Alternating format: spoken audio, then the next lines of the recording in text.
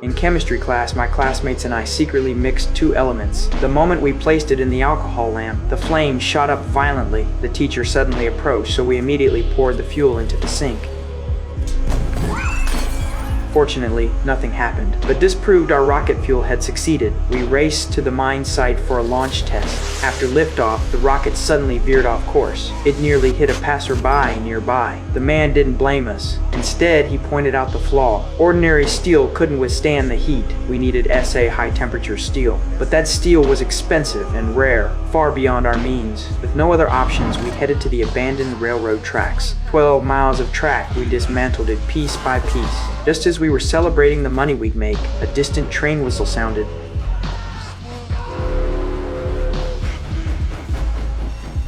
Thankfully, it was a false alarm. We sold the rails and bought a single bar of high-temperature steel. With the old man's help, we finished processing it. We resumed our experiments. Sometimes the rocket exploded, other times it wouldn't lift off. After over 30 failures, the top student pinpointed the issue: fuel purity. During launch, extreme heat expansion caused explosions, so we reformulated the fuel using 100% pure alcohol. Returning to the mine, we found it swarming with people. Turns out my brother had called his coworkers to watch us fail.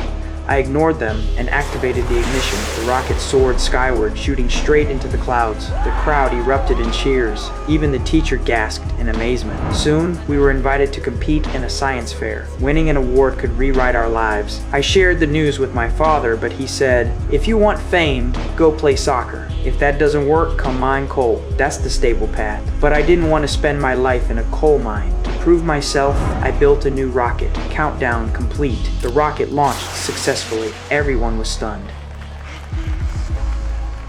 Reporters climbed the hill to cover our story. Even the school beauty came to ask for my autograph. But before we could celebrate, the police took us away. A forest fire had started, and the crash site matched the rocket's trajectory. Luckily, we were minors and bailed out by our parents. On the way home, my father berated me the entire journey. After that, our rocket team disbanded.